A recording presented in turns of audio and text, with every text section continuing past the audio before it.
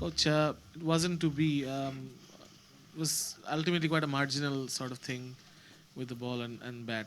Where do you think Bangladesh came up short? Well, first of all, there's a lot of disappointed cricketers in the changing room and coaches. In fact, all the members of staff as well. We're desperate to do well in this competition and try and take it further. But ultimately today wasn't to be. We played against a good team, a side that are, I think, currently ranked number one in the world. We pushed them, but we made a few early mistakes, and I think that you need to get out the blocks really well against a team like India. And we were playing catch-up for a lot of that match. So playing catch-up, we gave them a bit of a shock, but ultimately it was too hard work at the end. Coach, restraining India to 3-1-4, considering the way they were going at some point in the middle overs, you think you did very well to restrain somebody like an MS Dhoni, who's a very, very accomplished finisher? Yeah, I thought we did fantastically well after that opening blitz by Rohit. And we were very, very happy at the halfway stage, only to be chasing that score. It could well have been 370, 380, even 400 at one stage. So we were delighted that we showed a lot of spirit and a lot of fight to come back. But ultimately it was that real start that, if we'd have just started a little bit better. To beat India, you've got to play at your best, and we weren't there in that first hour. But it was pleasing to see some fight. I think it's a reflection of the team. We've only picked up the 3 victories, but we've pushed a lot of these big teams throughout the competition, and with a little bit of luck, we may well have just beaten one of these top 4. Coach, can you tell us a bit about Saifuddin, and especially when he came into bat, he had a very impressive innings. In future, do you see him possibly moving up the order and becoming, say, a frontline all-rounder? Well, I think we've got to be very careful, because this is what tends to happen. People get runs down the order and everybody starts talking about them going up the order. But actually, in the modern game, you need guys who are coming at number 8, 9, 10 and even 11 who can win games for you with the bat. So you start putting them too high and you still have a problem in your number 8, 9, 10, 11 positions. So the answer to your question is, he played really well at number 8. I think he's a terrific number 8. He's Bangladesh's number 8. If he goes in at number 8, we're in a good position. We also need numbers 9 and 10 and 11 to score runs as well. So ultimately, it's a team game. We've got batters to score runs. We've got all-rounders to score runs. And I think the best teams can manage to do that. Yeah. Coach, for the major part of the run chase, Bangladesh were in the game despite wickets falling at regular intervals. Do you think the soft dismissals in the end made the difference? Yeah, I think in the defence of some of the batsmen, the toss was crucial. And you saw there, as you saw in the England match, that the cutters and the slower balls were quite difficult. So when you get out to a slower ball and you chip it up into the ring, it looks a really soft dismissal. But sometimes you've got to give credit for the bowlers, for deceiving the batsman, and also sometimes the wicket. The wicket obviously proved to be a little bit more difficult in the second innings. And I think the toss was probably worth 20 or 30 runs, and maybe 29 runs would have been an even game. Coach, I want to ask something which is not from this match. There was a lot of talk about the format, the new format that we are having this time. Earlier we saw in the previous editions a lot of one-sided matches, meaningless matches. This time, with just a handful of games remaining, the last 4 are still not identified.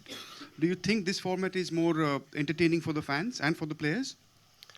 Well, I think there's been some great games of cricket in this competition, and I've really enjoyed this format. I actually thought, when I looked at the format before we got here, I thought there'd be a few dead rubbers that would mean some, I wouldn't say boring cricket, but less as exciting games as there has been towards the end.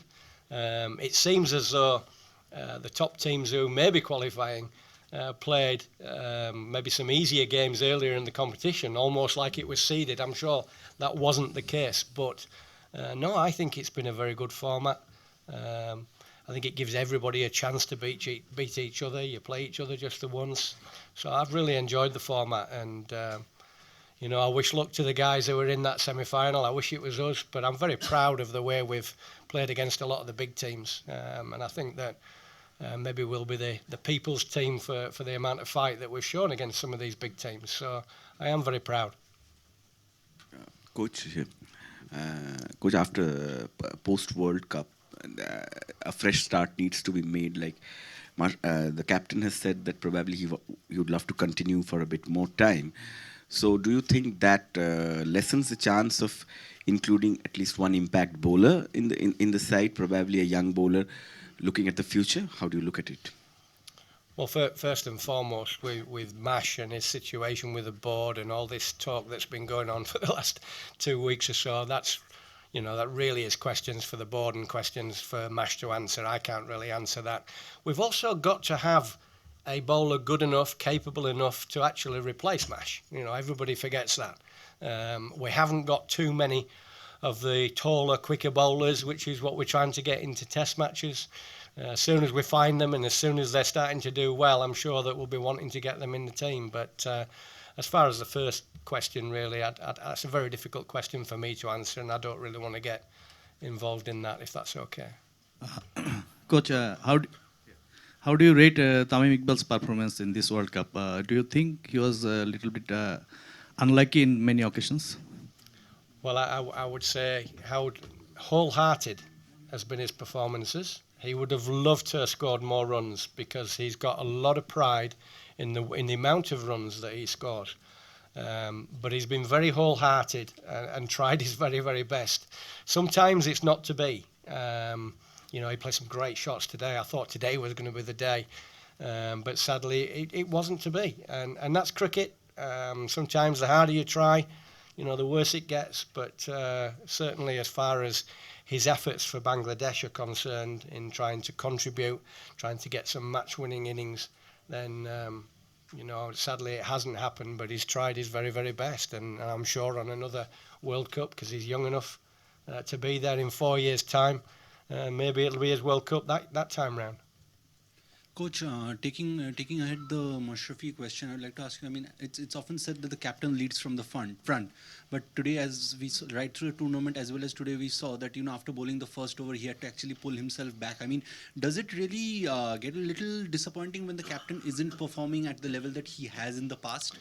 Well, I'm sure Mash would be a little bit disappointed with that first over, but I actually thought it was a very brave decision to take himself off.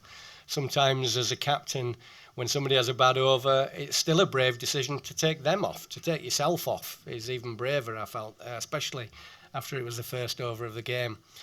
But he did come back, and he did come back better. So he did show that he was clawing his economy rate back. Mash is a very proud person, and I'm sure Mash will look at his performances so far and wish they were a little bit better. But having said that, and it's important that you do quote this second part as well, is that he's tried his hardest all the way through. The one thing about Mash is that he tries every single ball. He doesn't know any other way. He's had 7 knee operations, and he's had a fantastic, wonderful career of over 200 ODIs, and he has not stopped trying throughout all of those ODIs, I know that. Rohit Sharma has made a bit of a habit of punishing sides when they drop him early. When that happened, when Tamim dropped him, did you fear it might be as costly as it ended up being?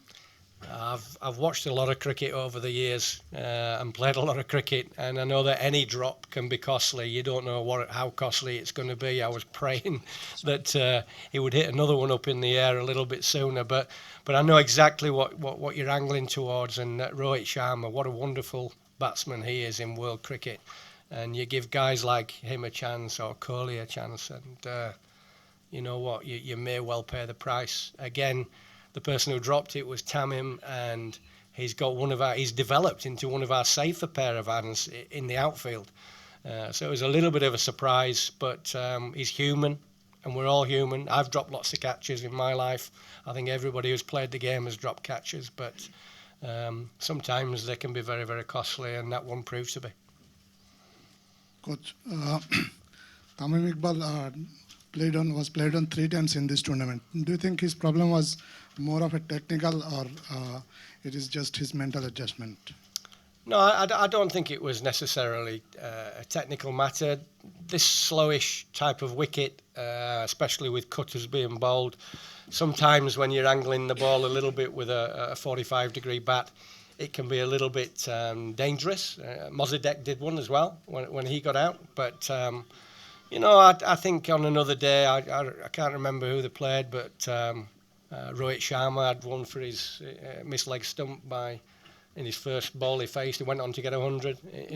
These things happen, and sometimes you have a bit of luck. It misses the stumps, and sometimes it doesn't. So, no, we shouldn't really start castigating or having a go at Tamim. He's a wonderful player. He played some great shots today, and if you know anything about batting, it takes one ball to get you out, and it might take one half mistake and you're a goner, and it's a tough job as a batsman. The bowler does get a few more chances in the over to come back.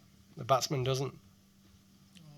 Coach, the bowling, in every game almost went for above 300. You ended up chasing big scores every time. And do you think that's a huge area of concern going forward for Bangladesh cricket, that you need to discover bowlers who are able to restrict sides or bowl them out, Yeah, I think you're right about the scores. But our makeup as a team tends to be about keeping control if we can and trying to frustrate the opposition into getting those wickets. Other teams have got different types of bowlers. They can be quite aggressive bowlers. You've seen the likes of Ferguson bowling good heat and good speed. You've seen Archer bowling with good speed. You've seen some of the wrist spinners who really do attack as well and take wickets. We're a little bit more, although we have variety, we're a little bit more of a controlling bowling group. And our way of taking wickets is to control, which is why really that first 10, 12 overs, it was a bit disappointing, because the way we will get wickets in the power play is stopping the opposition scoring and them going for it. So it was a little bit disappointing to be a little bit sloppy in that first sort of hour. Coach, considering that you chased 323 in 41 overs very successfully against an aggressive West Indian bowling, what did you make of the 315 chase? At what stage did you feel, how optimistic were you at the beginning of the innings, and what time did you feel that it's up, it's beyond your... Well, going back to Taunton, it was an absolute belter of a wicket and a very fast outfield. And once the two guys got in, Liton Das and Saqib, then it was very difficult controlling them.